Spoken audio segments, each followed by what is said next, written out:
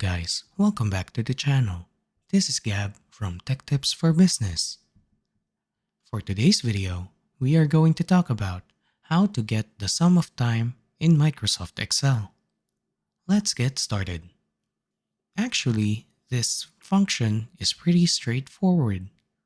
All you have to do is select on the total cell and type =sum and select the values on top of our total cell. Once we do so, just click on the close parentheses and type enter. Well, it seems that we have a problem.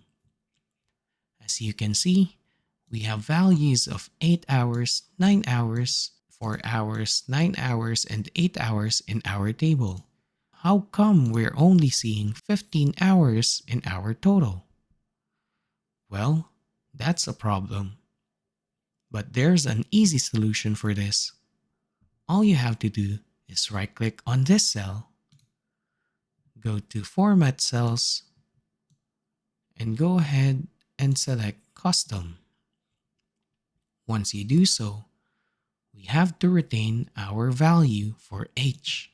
Since this current custom format shows hours up to 24, and once it reaches 24, it goes back to 0, then we should just wrap around that problem by enclosing the hours in brackets. This allows us to get the true value of hours without having to reset from 24 to 0. Once we click OK, our true sum of time would show up. And there we have it. This is how we get the sum of time in Microsoft Excel.